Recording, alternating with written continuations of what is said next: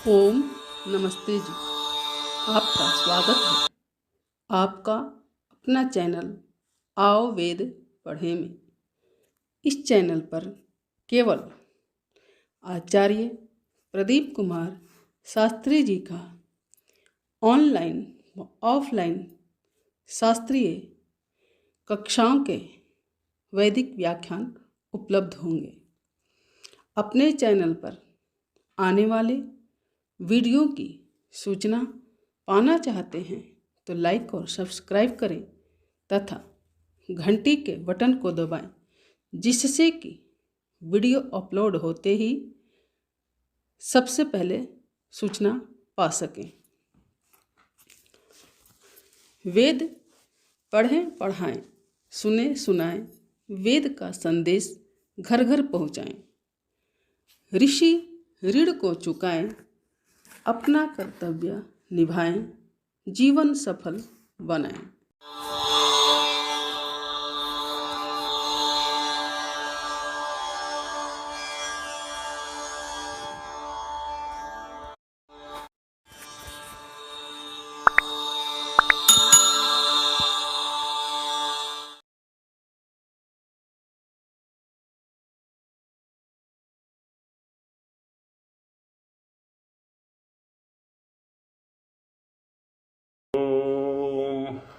सहना भवतु सहनो भुनक्तु सह वीर्यं करवावहै तेजस्विनावधीतमस्तु मा विद्विषावहै। ओम शांति शांति शांति।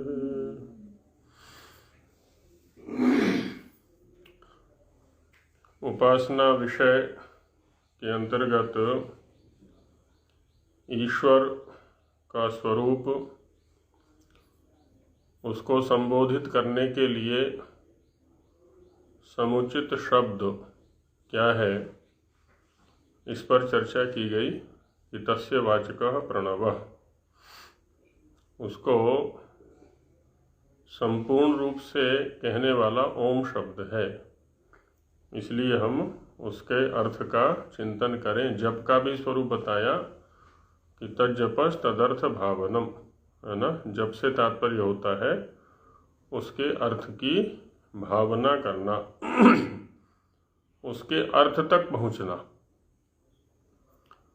उस शाब्दिक ज्ञान को व्यवहार तक पहुंचाना, है ना। तज्जपस तदर्थ भावनम। जप माने उच्चारण। वो उच्चारण वाणी से भी हो सकता है, मन से भी हो सकता है। और जप जो किया जाता है, उच्चारण जो किया जाता है, वो अर्थ की भावना, अर्थ की प्राप्ति के लिए किया जाता है, अर्थ तक पहुंचने के लिए किया जाता है, उस ज्ञान को व्यवहार तक पहुंचाने के लिए किया जाता है। तो वैसे ही हमें भी यहाँ प्रयास करना है कि हम जो भी स्वाध्याय करें, जो भी ज्ञान अर्जित करें, उसको व्यवहार तक पहुंचाएं। और ऐसा जो ज्ञान होगा, कैसा, जो व्यवहार तक पहुंचा हुआ होगा, वो हमारे लिए सुखकारी होगा। और जो व्यवहारहीन ज्ञान होगा वो दुख का कारण बनेगा। तो इसलिए यहाँ पर जप का स्वरूप ये बताया कि अर्थ तक पहुंचने का प्रयास करें। स्वामी जी महाराज भाष्य में कहते हैं कि प्रणवस्य जपः, है ना। प्रणव माने ओम शब्द, तो उसका जप। जप क्या है जी? प्रणवाभिधेयस्य च ईश्वरस्य भावना। प्रणव माने ओम शब्द, उसका अभिधेय, अभिधेय माने अर्थ, जिसका कथन उस शब्द के द्वारा होता है, जो उसका वाच्यार्थ है, जो उसका अभिधार्थ है, अभिधावृत्ति से जिसको कहा जाता है, वो कौन है? ईश्वर। तो ईश्वर की भावना, है ना। तो ईश्वर के उस गुण को प्राप्त करने का प्रयास। जिस भी गुण, क्योंकि ओम शब्द के बहुत सारे अर्थ हैं, बहुत सारे अर्थ हैं। कितने अर्थ हैं? जितने ईश्वर में गुणकर्म स्वभाव है वो सारे ओम शब्द के अंतर करते हैं। ओम शब्द उन सभी को कहने में समर्थ है। तो जिस जिस भी गुण को लेकर के हम चिंतन करते जाएं, उस गुण को अपने अंदर उतारते चले जाएं। तो ये क्या हो गया? भावना।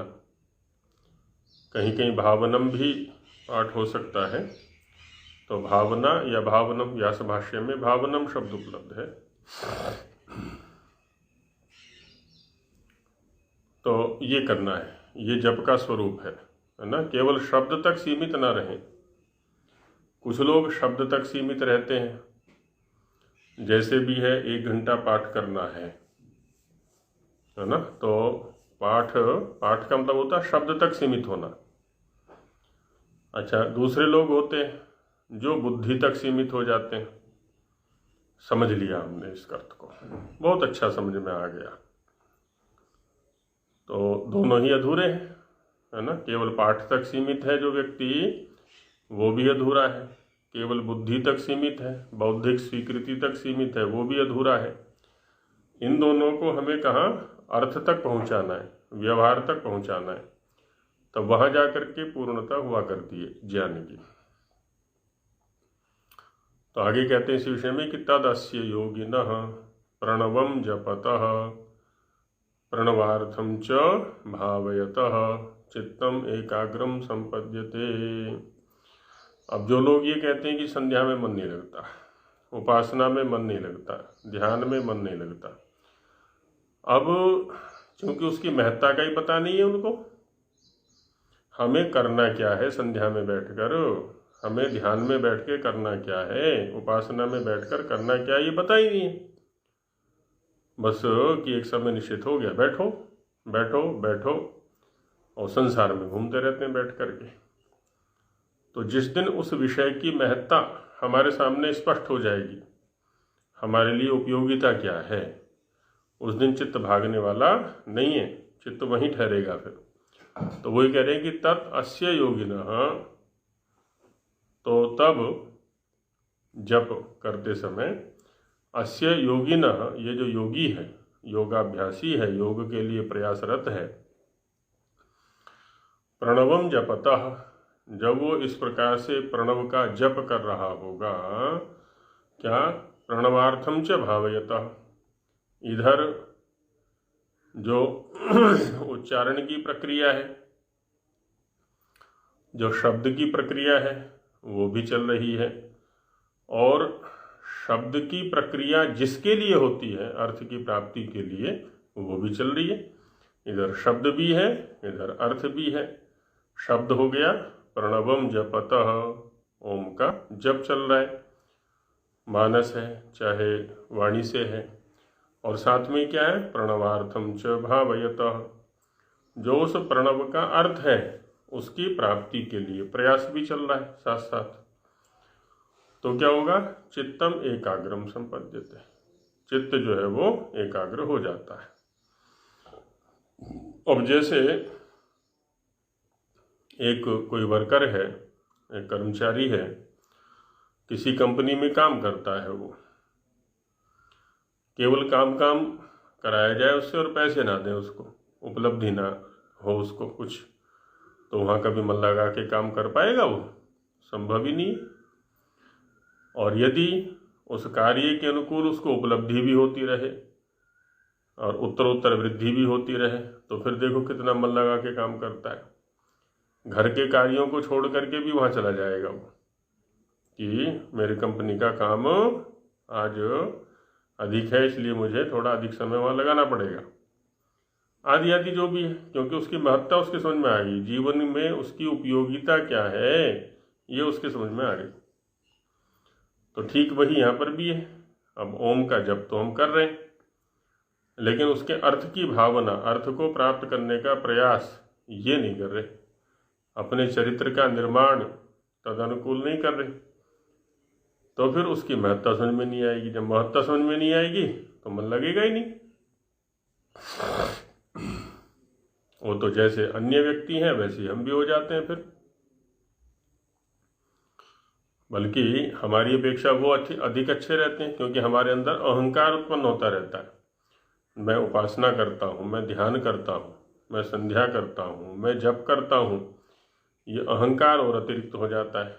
इसका लाभ तो मुझे कुछ मिल नहीं रहा है, क्योंकि उसका प्रयास ही नहीं कर रहा मैं, तो लाभ के स्थान पर हानि कर बैठता हूँ।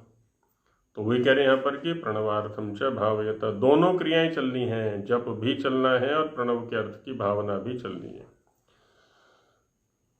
अर्थ की भावना से तात्पर्य भाषांतर करना न ले लोग, है ना, प्रायः करके भाषांतर को ही अर्थ ऐसा समझ लिया करते हैं, है ना। माने संस्कृत के शब्दों का हिंदी में अथवा अपनी मातृभाषा में ले जा करके अनुवाद कर लेना, प्रायः इसी को अर्थ कह दिया करते हैं। वो अर्थ नहीं है ना, वो भी तो एक शब्द ही है। अर्थ तो वो है कि जिसके लिए उस शब्द का प्रयोग हो रहा है, वहां तक पहुंचना है। तो जिस दिन ये क्रिया हमारी सार्थक माने अर्थयुक्त, अर्थ को साथ में लेकर के चलेगी, उसी दिन क्या होगा, चित्तम एकाग्रम संपद्यते, चित्त जो है वो एकाग्र हो जाएगा। एकाग्र का मतलब क्या होता है, एकम अग्रम, अग्रम माने प्रधानम, यस्य तद एकाग्रम, एक ही विषय प्रधान है जिसके लिए ऐसा वो होता है एकाग्र। अब उस समय चित्त में अन्य कोई विषय आने वाला नहीं, विक्षेप वाली स्थिति नहीं बनेगी, संसार का कोई विषय परेशान नहीं करेगा। शरीरगत जो आदि व्याधियां हैं वो भी परेशान नहीं करेंगे, क्योंकि उधर चित्त जाएगा ही नहीं। ये तो हमने व्यावहारिक दशा में भी देखा है ना, जिन व्यक्तियों को टीवी देखने का शौक होता है, अभ्यास होता है, तो जब उनके अनुकूल कोई कार्यक्रम आ रहा हो टीवी पर, तो अपने रोग शोक सब भूल जाते हैं वो, कि मुझे बुखार है तो जुकाम है तो खांसी है तो कुछ और है, जो सब भूल जाते हैं और उसी में मस्त हो जाते हैं टीवी के कार्यक्रम में ही। तो वही है, यहाँ पर भी चित्त इसका एकाग्र हो जाता है।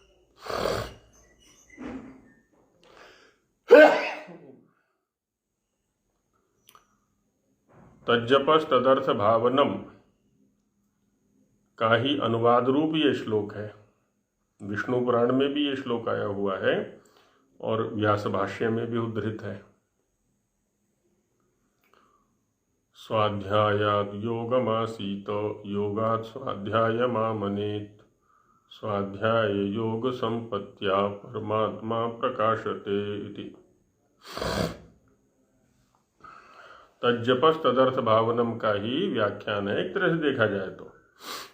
स्वाध्याय क्या है, जप, और योग क्या है, तदर्थ भावनम, है ना। ओम का जप या उसके जो व्याख्या ग्रंथ हैं उनका अध्ययन करना, ये स्वाध्याय होता है, और उनका फिर योग करना। योग माने युक्ति में लेके आना, व्यवहार में लेकर के आना उनको, ये योग है, ये अर्थभावन है। तो स्वाध्याय करें, प्रयोग में लाएं, स्वाध्याय करें, प्रयोग में लाएं। जैसे विज्ञान के विद्यार्थियों का होता है ना, एक सैद्धांतिक ज्ञान होता है, थ्योरी होती है, और दूसरा क्या है, उसका प्रायोगिक स्वरूप है, प्रैक्टिकल है। तो सिद्धांत है ना, थ्योरी, ये हो गया स्वाध्याय। सिद्धांत का ज्ञान करना क्या है, थ्योरी का अध्ययन करना क्या है, स्वाध्याय। और प्रैक्टिकल है ना, उधर व्यावहारिक ज्ञान, वो क्या है, योग। तो ये थ्योरी, प्रैक्टिकल, सैद्धांतिक ज्ञान, प्रायोगिक ज्ञान, है ना, ये साथ साथ चलते रहना चाहिए। फिर देखिए कितना आनंद आता है। अब हम सैद्धांतिक स्तर पर किए गए प्रयास को ही सब कुछ समझ बैठते हैं, यहाँ समस्या आ जाती है। व्यवहार में कुछ परिवर्तन हो ही नहीं पाता, हो भी नहीं सकता जब तक हम प्रयास नहीं करेंगे। तो स्वाध्यायात योगमासीत, स्वाध्याय से योग पर जाएं, और योगात् स्वाध्याय मामनेत, योग की दृढ़ता के लिए स्वाध्याय, और स्वाध्याय की दृढ़ता के लिए योग। सिद्धांत से प्रयोग में दृढ़ता आती है और प्रयोग से सिद्धांत में दृढ़ता आती है। दोनों एक दूसरे को दृढ़ करने वाले हैं। इसलिए कहा कि स्वाध्याय योग संपत्तिया, जिस योगी के पास, है ना, जिस व्यक्ति के पास स्वाध्याय सैद्धांतिक ज्ञान और योग प्रायोगिक ज्ञान, इन दोनों की संपत्ति आ गई, इन दोनों की संपदा, इन दोनों की संपत्ति वाला जो व्यक्ति है, तो उसको क्या होता है? परमात्मा प्रकाशते, क्योंकि आगे उत्तरोत्तर वृद्धि होनी है। इसको सूक्ष्म तत्व तक पहुंचने की जो योग्यता है, पात्रता है, वो इसके पास आ जाती है, तो परमात्मा तक पहुंच बन जाती है इसकी। परमात्मा भी इसके लिए प्रकाशित हो जाता है।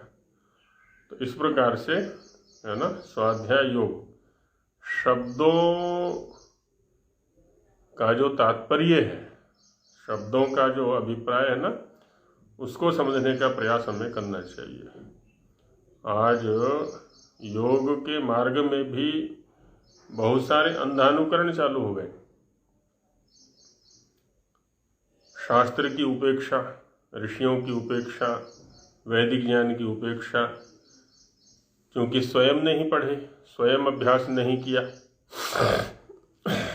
तो इसीलिए अपना जो शिष्य वर्ग है उसमें भी वो उसकी अनिवार्यता नहीं डाल पाते कि बस योग करो, योग करो, योग करो। और स्वाध्याय में भी क्या कर देते हैं, वो कुछ अपने द्वारा लिखित ग्रंथ, कुछ ग्रंथ लिख देते हैं अपने शिष्य वर्ग की बुद्धि स्तर पर जा करके, उनके मनोरंजन के लिए, कि बस इनका स्वाध्याय करो और जो हम कहते हैं वो योग करो। अब उस स्वाध्याय का योग से कोई लेना देना नहीं।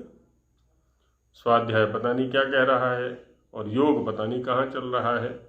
तो जब तक इनका मेल नहीं होगा, सिद्धांत और ज्ञान का मेल नहीं होगा, तब तक कैसे व्यवहार सिद्ध होगा हमारा? परमात्मा तो बहुत दूर की बात है, हम तो यहाँ व्यवहार ही सिद्ध नहीं कर सकते। तो इसलिए दोनों साथ साथ चलने चाहिए। अब इसी को भाषार्थ में लेते हैं आगे स्वामी जी महाराज, कि अब ईश्वर का लक्षण कहते हैं, ईश्वर किसको कहते हैं, तो उसमें बताते हैं कि क्लेश कर्म इत्यादि, अर्थात इसी प्रकरण में आगे लिखे हैं जो अविद्यादि 5 क्लेश, अविद्या, अस्मिता, राग, द्वेष और अभिनिवेश, और अच्छे बुरे कर्मों की जो वासना, वासना माने संस्कार, चित्त के ऊपर जो पड़े रहते हैं, आलंबन प्राप्त करके उठते रहते हैं, वो अच्छे कर्म किए हैं तो अच्छे संस्कार होंगे, अच्छी वासनाएं होंगी हमारे पास में, और बुरे कर्म किए होंगे तो बुरी वासनाएं होंगी, बुरे संस्कार होंगे। अब हमारे साथ समस्या यही होती है, बुराइयों को छोड़ना नहीं चाहते और अच्छे कहलवाना चाहते हैं कि लोग हमें अच्छा कहें, अच्छा समझें, लेकिन बुराइयों को छोड़ने के लिए हमसे ना कहें। जो बुराइयां हमारे पास हैं वो वैसी की वैसी बनी रहें। इन सब से जो सदा अलग और बंधन रहित है, ना तो अविद्यादि क्लेश उसके पास है, ना ही किसी अच्छे बुरे कर्म की वासना उसके पास है, एकदम सर्वथा अलग, और ना ही किसी प्रकार का कोई बंधन है। बंधन तो हमने अपने आप बनाए हुए हैं, ये मोह पाश में बंध करके, और लोग कहते भी हैं कि जी मोह ने बांध रखा है, बाकी तो कौन किसका है। और हरियाणा में तो एक और परंपरा देखी थी, किसी एक आध मृत्यु प्रसंग में जाना हुआ कभी वहाँ श्मशान भूमि में, तो जब वो दाह कर्म करके अपने अपने घरों को जाते हैं, तो जो श्मशान भूमि का द्वार होता है ना, वहाँ सभी बाहर की ओर मुख करके बैठ जाते हैं और एक एक तिनका लेते हैं और उसको तोड़ करके पीछे अपने पीछे फेंक देते हैं। है ना, तिनका तोड़ा और पीछे फेंक दिया। का मतलब है कि जो मृत व्यक्ति है उसके साथ सभी प्रकार के संबंध हमारे आज से समाप्त, ये दिखलाने के लिए, है ना। कहीं कहीं करते हैं, कहीं नहीं करते हैं, एक दो प्रसंगों में देखा था। तो उस संबंध को हम क्या करें, ज्ञानपूर्वक पहले से हटाएं वहां से। व्यावहारिक स्तर पर तो रखें, लेकिन आंतरिक स्तर पर जो है हम ईश्वर के साथ जुड़ने का प्रयास करें। तो मोह पाश में नहीं बनेंगे, फिर वो जो व्यवहार है फिर वो बंधन का कारण नहीं बनेगा हमारे लिए। उसी पूर्ण पुरुष को ईश्वर कहते हैं कि जिसमें किसी प्रकार का बंधन नहीं, कर्मों की वासना नहीं और अविद्यादि क्लेश नहीं, वो है पूर्ण पुरुष ईश्वर। अच्छा, ये ही पूर्ण पुरुष हमें बनना है। हम भी तो बन सकते हैं ना। अविद्या आदि क्लेशों को हमें भी हटाना है उसके सानिध्य से, कर्मों की वासना को हमें भी हटाना है, निष्काम होकर के कर्म करें, उनके साथ में राग युक्त न होवें। कोई भी कर्म कर रहे हैं, है ना, निष्फल, है ना, फल निरपेक्ष होकर के करें, तो वो वासना नहीं बांधेगी। फिर हमें ज्ञानपूर्वक तो अवश्य करना है ना। कोई ये ना समझे कि चलो हमने किसी प्रकार का राग या द्वेष अंदर रख करके किसी को नहीं मारा है, हमने तो निरपेक्ष, फल निरपेक्ष होकर के मारा है।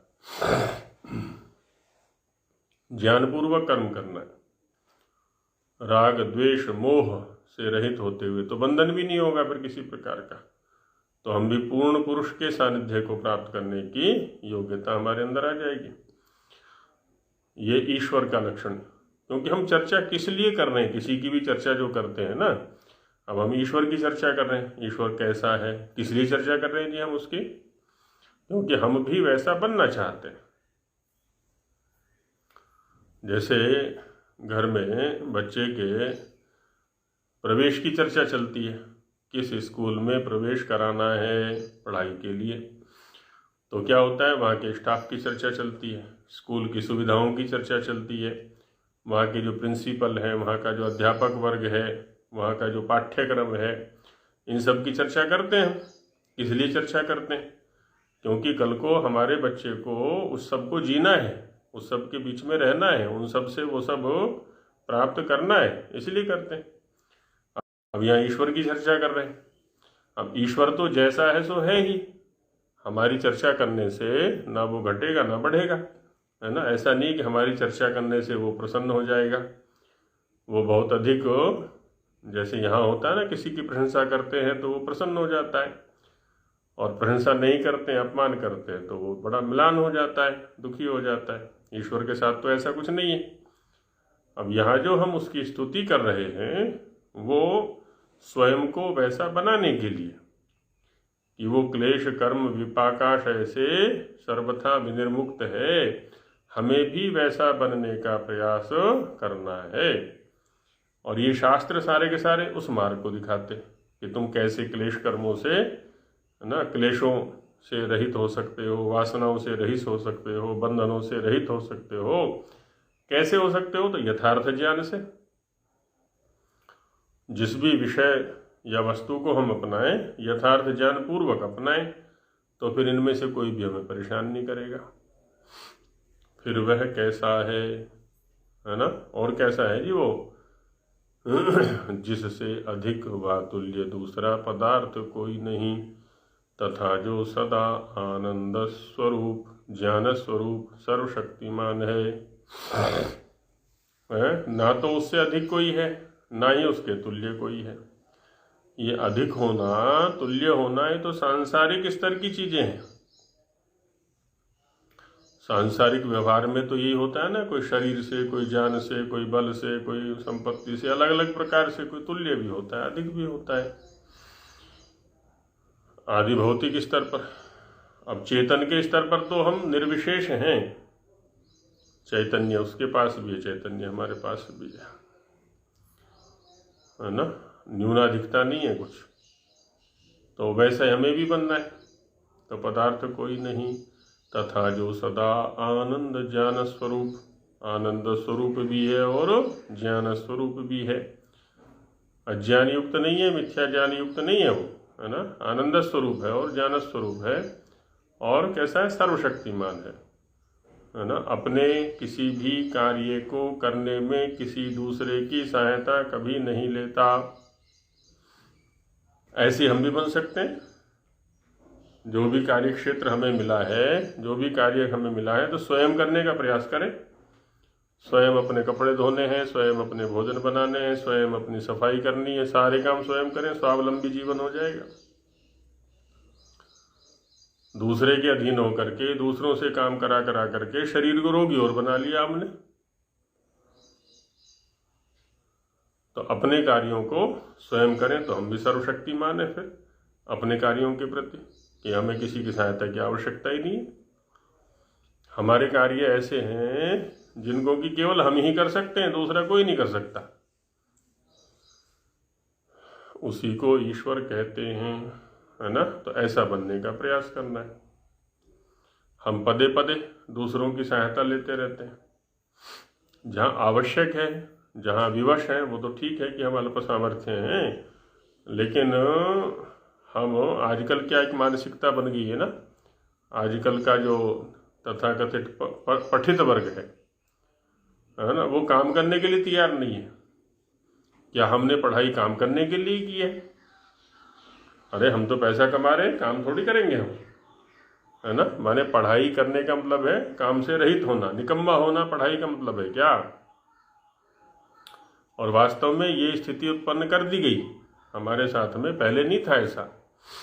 हमारा तो ज्ञान कर्म में परिणत होता था, और अभी ज्ञान को कर्म से अलग कर दिया गया। अब कोई भी पढ़ा लिखा कुछ कर्म करने के लिए तैयार नहीं है ना। और उसने ऐसी परिभाषा बना दी है कि पढ़े लिखे वो होते हैं जिनके यहाँ पर नौकर चाकर काम किया करते हैं।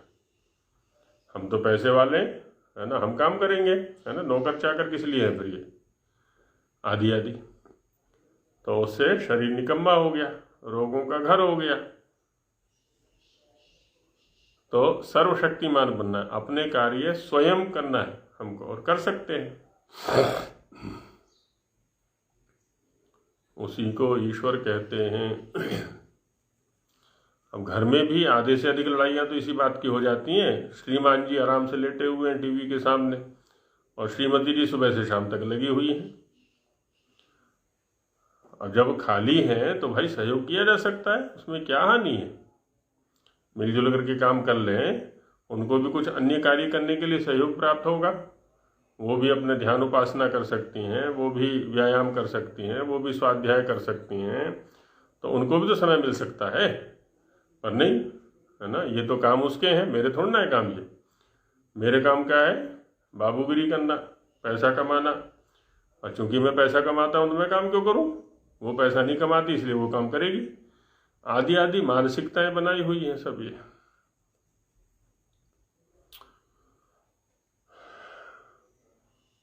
तो सर्वशक्तिमान बनने का है ना, अपने कार्य स्वयं करें, और कर सकते हैं, थोड़ा ध्यान दें तो कर सकते हैं। ऐसा नहीं है कि हमारे पास समय नहीं है, सामर्थ्य नहीं है।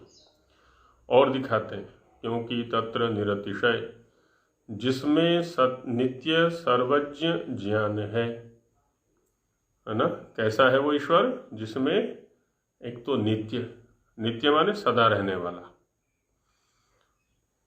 उसकी जो सर्वज्ञता है वो कभी भी नष्ट नहीं होती, वो सदा सर्वज्ञ है, नित्य, है ना। इसलिए कहा कि नित्य सर्वज्ञ ज्ञान है। उसका ज्ञान एकदेशी नहीं है, आंशिक नहीं है, आधा अधूरा नहीं है। जैसे हमारा ज्ञान आधा अधूरा है, शरीर के रहते हुए हम विवश हैं कि जो इंद्रियों के सामने है बस उसी को देख सकते हैं। इंद्रियों के जो पीछे का है, परे वाला विषय है, उसका खाली अनुमान कर सकते हैं हम, या नहीं भी प्राप्त होता है। ईश्वर के साथ ऐसा नहीं। एक तो उसका ज्ञान कैसा है? सर्वज्ञ कोटि का है। दूसरा कैसा है? नित्य है, सदा रहने वाला है। वही ईश्वर है, है ना। अब उसके सानिध्य में चलें हम भी। ये सारी चर्चा इसलिए की जा रही है क्योंकि सत्यार्थ प्रकाश में भी और यहाँ भी पहले आया था ना कि ईश्वर की स्तुति किस लिए करनी। तो अभी हम ईश्वर की उपासना करने जा रहे हैं और उसके विषय में हमें पता नहीं कि वो कैसा है, क्या गुण है उसके पास में, तो फिर उपासना कैसे करेंगे जी। गुणपूर्वक ही तो उपासना होगी। और गुणों की चर्चा करने से क्या होता है, उसके प्रति प्रीति बढ़ती है। ये व्यावहारिक पक्ष है सारा का सारा। जिसके ज्ञान आदि गुण अनंत हैं, है ना, ज्ञान आदि गुणों की कोई सीमा नहीं। जिस भी गुण को देखें अनंतता दिखाई पड़ती है सर्वत्र। जो ज्ञान आदि गुणों की पराकाष्ठा है, पराकाष्ठा, परा माने पर वाली, काष्ठा माने सीमा, है ना। पर से परवर्ती जो भी सीमा हो सकती है वो पराकाष्ठा होगी, अंतिम सीमा। अब इससे आगे और कोई ज्ञान नहीं, है ना। परा माने परवर्ती और काष्ठा माने मर्यादा कह ले, सीमा कह ले।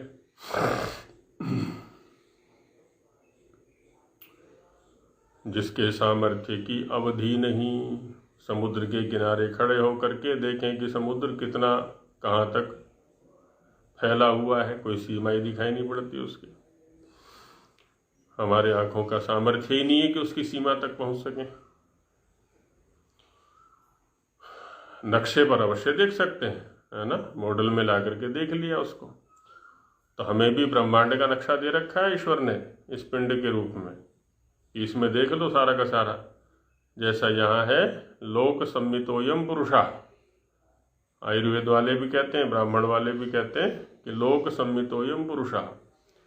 ये जो पुरुष है, ये जो पिंड है ना, वो इस लोक का, इस ब्रह्मांड का क्या है, सम्मित आदर्श है, मॉडल है कि जो जितना यहाँ है वो है उतना वहाँ है, सब एकदम वैसा ही है। तो इसको समझने से वो भी समझ में आ जाएगा। तो पराकाष्ठा है उसकी, जिसके सामर्थ्य की अवधि नहीं और जीव के सामर्थ्य की अवधि प्रत्यक्ष देखने में आती है। ये तो छोटे छोटे कार्यों में कह देता है मेरे बस की नहीं है जी। यात्रा का प्रसंग आया, चले 1 घंटा 1.5 घंटा भी थक गए जी हम तो, पढ़ने बैठे, है ना। अब यहाँ पर भी कई लोगों के साथ में ऐसा होता होगा, थोड़ी देर तो रस्सा आया और थोड़ी देर में क्या है, नींद के झटके आने लगे, बैठने का ही सामर्थ्य नहीं है, या लेट जाएंगे आदि आदि। तो अल्प सामर्थ्य पदे पदे लक्षित होता है हर क्रिया में। खाने का भी अपना सामर्थ्य है, शक्ति का अपना सामर्थ्य, हर चीज का अपना अपना सामर्थ्य है। और जीव के सामर्थ्य की अवधि प्रत्यक्ष देखने में आती है। इसलिए सब जीवों को उचित है कि अपना ज्ञान बढ़ाने के लिए सदैव परमेश्वर की उपासना करते रहें। तो हमारा सामर्थ्य कैसे बढ़ेगा, अधिक सामर्थ्यशाली के साथ में रह करके। ये तो व्यवहार में भी अनुभव किया होगा। एक राजा के साथ में जो मंत्री होता है ना, वो भी अपने आप को राजा ही अनुभव करता है, क्योंकि उसके पास भी पर्याप्त अधिकार होते हैं। एक पहलवान के साथ में रह करके हम भी अपने आप को शक्तिशाली अनुभव करते हैं, विद्वान के साथ में रह, ऐसे जिसके भी सानिध्य में रहेंगे। तो अपने सामर्थ्य को बढ़ाना है तो ईश्वर की उपासना करें, है ना। तो वही करें कि अपना ज्ञान बढ़ाने के लिए, ये उपासना का फल दिखा दिया एक तरह से स्वामी जी महाराज ने यहाँ पर, कि उपासना से क्या होगा, ज्ञान में वृद्धि होगी, सामर्थ्य में वृद्धि होगी। सदैव परमेश्वर की उपासना करते रहें। और दिखाते हैं उसका स्वरूप, सैषा पूर्वेशामपि गुरु आदि। इसका भाषार्थ वेद नित्यत्व विषय में लिख दिया है, पहले चर्चा इसकी कर चुके हैं, इसलिए वहीं देख लें। अब उसकी भक्ति किस प्रकार से करनी चाहिए सो आगे लिखते हैं। तस्य जो ईश्वर का ओंकार नाम है। ओमकार, ये जो कार है ना साथ में, ये प्रत्यय है किसी शब्द के। वैसे तो मुख्य रूप से वर्ण के स्वरूप को दिखलाने के लिए कार साथ में जोड़ देते हैं। अ को दिखलाने के लिए अकार, प को दिखलाने के लिए पकार, ककार, चकार आदि। तो वैसे ही ओम को दिखलाने के लिए ओमकार। वस्तुतः ओम शब्द है, तो कहते हैं ओंकार नाम है, ईश्वर का ओंकार नाम है। सो पिता पुत्र के संबंध के समान है। जैसे पिता और पुत्र का संबंध होता है। कैसा संबंध है जी? जब पिता की उपलब्धि हो गई तो इसका मतलब कोई ना कोई पुत्र इसका है। पुत्र से पिता का बोध होता है और पिता से पुत्र का बोध होता है। दोनों संबंधी शब्द हैं ये, है ना। व्याकरण में इस संबंधी शब्द न्याय का प्रचुर प्रयोग होता है, पर्याप्त प्रयोग करते हैं। संबंधी शब्द वो होते हैं जहाँ पर एक का उच्चारण करते ही दूसरे का स्वतः बोध हो जाए। जैसे इधर व्यवहार के प्रसंग में कहा जाता है, माता की सेवा करनी चाहिए, मातरी शुश्रूषितव्यम, माता की सेवा करनी चाहिए। अब यहाँ ये कहने की आवश्यकता नहीं है कि अपनी माता की सेवा करनी चाहिए, वो अपनी तो स्वयं ही आ गया। अच्छा, किसको सेवा करनी चाहिए ये भी कहने की आवश्यकता नहीं है। जब कह रहे हैं कि माता की सेवा करनी चाहिए, इसका मतलब संतान को करनी चाहिए, है ना। पिता की सेवा करनी चाहिए। अब कौन करे जी पिता की सेवा? तो संतान करे, जिसके साथ में उसका पिता के रूप में संबंध है, जिसके साथ में उसका माता के रूप में संबंध है, वो संतान है। तो अब अपने आप ही आ जाता है कि संतान को माता की सेवा करनी चाहिए, संतान को पिता की सेवा करनी चाहिए। तो ये होते हैं संबंधी शब्द। वैसे ही यहाँ पर, है ना, संज्ञा संजी संबंध होता है ना, जैसे लोक में भी तो संज्ञा संजी संबंध होता है। तो अरे देवदत्त को बुलाओ, देवदत्त आ गया। अब देवदत्त क्या है? शब्द, संज्ञा। और जब हमने कहा ना कि देवदत्त आ गया, तो देवदत्त आ गया माने देवदत्त नाम वाला व्यक्ति आ गया। अब यहाँ पर देवदत्त और देवदत्त नाम जिसका है वो व्यक्ति, दोनों में इतना प्रगाढ़ संबंध है कि जैसे ही कहा कि देवदत्त आ गया, तुरंत हमें बोध हो जाता है कि देवदत्त नाम वाला व्यक्ति आ गया। आ गया या है जो भी है। तो देवदत्त शब्द कहते ही देवदत्त नाम वाले व्यक्ति का ग्रहण हो जाता है। ये संबंध है शब्द और अर्थ में परस्पर। गाजर आ गई, कुछ भी ले लें हम, रोटी बन गई। रोटी तो एक संज्ञा है, गाजर तो एक संज्ञा है ना, किसी का नाम है पदार्थ का, लेकिन उसके साथ में नित्य संबंध है। गाजर कहते ही तुरंत गाजर नामक पदार्थ का बोध हो जाता है, रोटी कहते ही रोटी नामक पदार्थ का बोध हो जाता है। ठीक वही संबंध यहाँ पर ओम शब्द का परमात्मा के साथ है। और यह नाम ईश्वर को छोड़ के दूसरे अर्थ का वाची नहीं हो सकता, क्योंकि इसकी व्यापकता इतनी अधिक है। अब वैसे तो किसी ने नाम रख लिया, है ना, जैसे किसी का नाम है ओंकारनाथ या किसी का नाम ओंकार है। अब नाम रख लिया, वहाँ पर वो अर्थ थोड़ी ना घटित होगा। इसको कहते हैं रूढ़िवृत्ति, बस ऐसी नाम रख लिया है। अब यहाँ पर हमने जिसका नाम रखा ना ओमपाल, ओंकार या ओम स्वरूप, है ना, आदि आदि बहुत सारे नाम रख लिया करते हैं। अब वहाँ शब्द का अर्थ के साथ में कोई संबंध नहीं है, बस एक ऐसी नाम रख दिया जैसे नाम रख देते हैं ना अपने प्यार से, टीटू पीटू मीटू आदि आदि, जैसे इनका कोई अर्थ नहीं है। लेकिन जब परमेश्वर के प्रसंग में ओम शब्द का प्रयोग करते हैं तो बड़ा व्यापक अर्थ है इसका। तो इसलिए कहा स्वामी जी महाराज ने कि अन्य किसी के साथ में इसका वाच्यवाचक भाव संबंध नहीं हो सकता। वाच्यवाचक भाव संबंध जो है वो तो केवल ईश्वर के साथ होगा, अन्य किसी के साथ नहीं हो सकता। ईश्वर के जितने नाम हैं उनमें से ओंकार सबसे उत्तम नाम है, क्योंकि वाच्यवाचक भाव संबंध इसी के साथ है। इसलिए जितने भी नाम रहेंगे वो तो आंशिक अर्थ को दिखलाएंगे, किसी गुण विशेष को दिखलाएंगे, किसी धर्म विशेष को दिखलाएंगे, किसी कर्म विशेष को दिखलाएंगे, लेकिन ये संपूर्णता को दिखलाता है। ईश्वर के संपूर्ण स्वरूप को दिखलाने का सामर्थ्य ओम शब्द में है। तो इसलिए कहा कि ये सबसे उत्तम है ना, इसलिए उत्तम है ये, क्योंकि बाकी सब नाम इसी के अंतर्गत आ जाते हैं। जब हम इसके अर्थ का चिंतन करेंगे, इसके अर्थ को देखेंगे, तो सब इसी के अंतर्गत आ जाते हैं। अब चूंकि ये प्रधान नाम है, निज नाम है, उत्तम नाम है, इसलिए तज्जप, इसलिए इसी नाम का जप अर्थात स्मरण। अच्छा, स्मरण स्मृति किसको कहा है? पीछे तो बात आई थी ना वृत्तियों में। स्मृति अनुभूत विषय का न हट जाना, जिस विषय का हमने अनुभव किया है ना पीछे, तो उसके संस्कार का बराबर बने रहना, ये स्मृति है।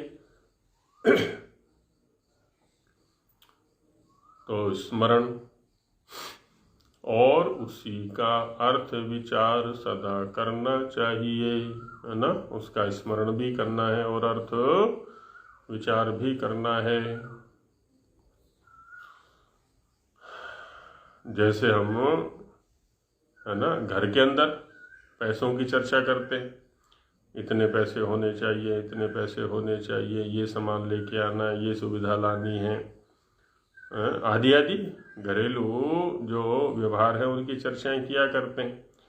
तो अनर्थक नहीं करते हैं, निरर्थक नहीं करते हैं, व्यर्थ नहीं करते हैं। उन अर्थों को शब्दों के माध्यम से चर्चित विषयों को या अर्थों को पूर्ण करने का फिर प्रयास किया जाता है। तो अर्थ विचार का मतलब ये होता है कि जिससे उपासक का मन एकाग्रता, प्रसन्नता और ज्ञान को यथावत प्राप्त होकर स्थिर हो। तो इस जप का और अर्थ विचार का लाभ क्या है जी? तो कहते हैं उपासक का मन एकाग्रता, एक तो मन उसका एकाग्र हो जाएगा। बहुत बड़ी उपलब्धि है, छोटी उपलब्धि नहीं है। सांसारिक उपलब्धियों में जैसे मन हमारा एकाग्र हो जाता है, वैसी जब उधर की उपलब्धियां हमें होने लगेंगी तो फिर उधर एकाग्र होगा हमारा मन।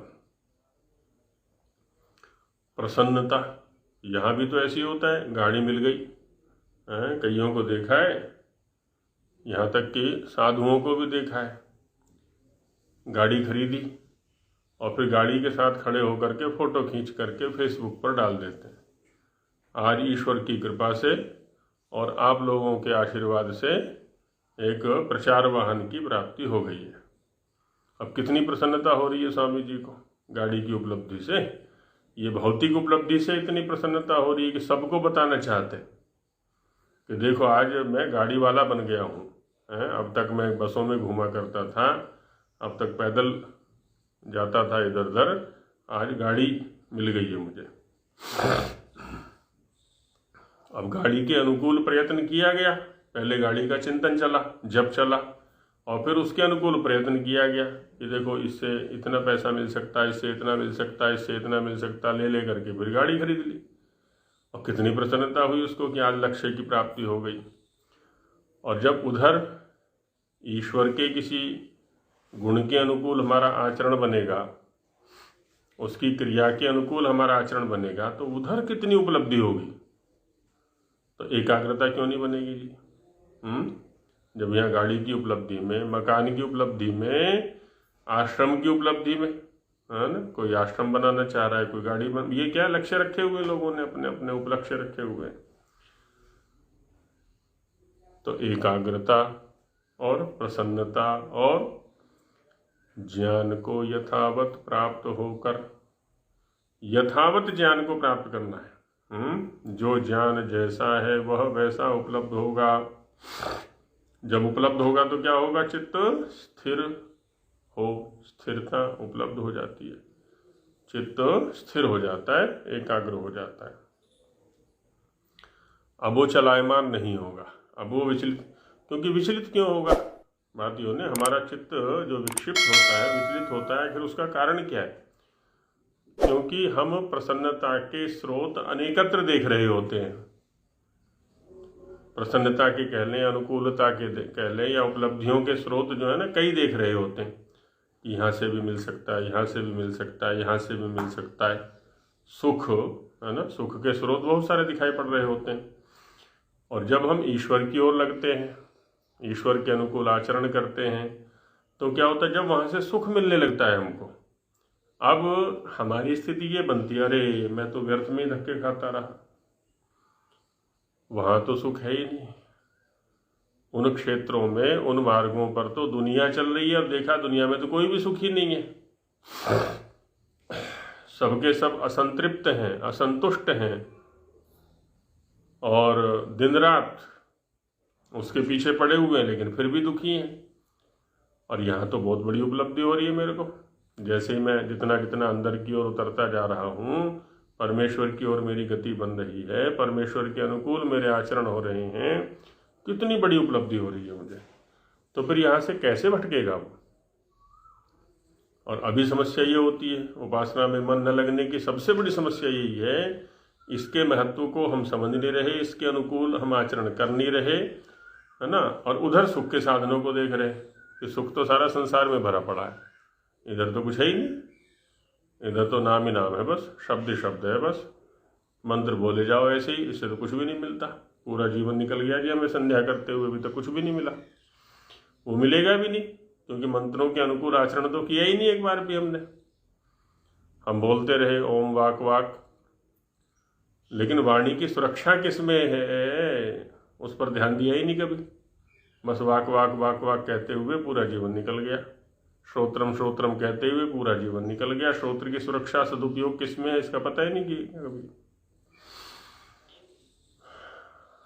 तो इसलिए कह रहे हैं कि जब हम अर्थ विचार पूर्वक जब करते हैं तो क्या होता है, सब कुछ शांत एकाग्र हो जाता है, चित्त प्रसन्न हो जाता है, और यथावत ज्ञान की प्राप्ति होती है, स्थिर हो जाता है चित्त, जिससे उसके हृदय में परमात्मा का प्रकाश।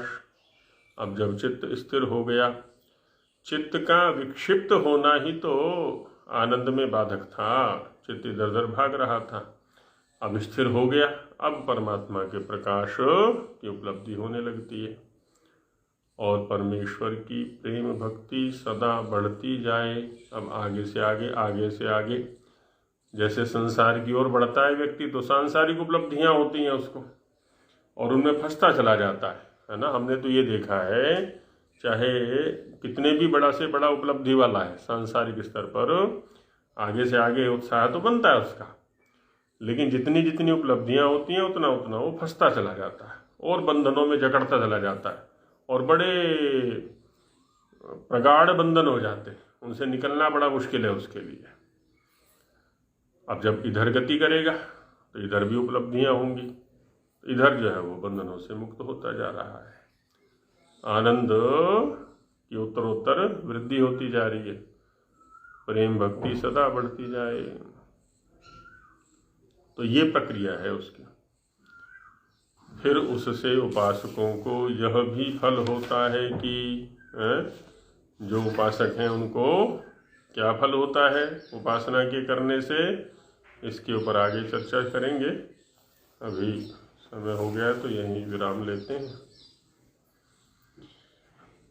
ओम सहना भवतु सहनो भुनक्तु सह वीर्यं करवावहै तेजस्विनावधीतमस्तु मा विद्विषावहै। ओम शांति शांति शांति। सभी को नमस्ते जी। नमस्ते आचार्य जी, सभी को नमस्ते, धन्यवाद।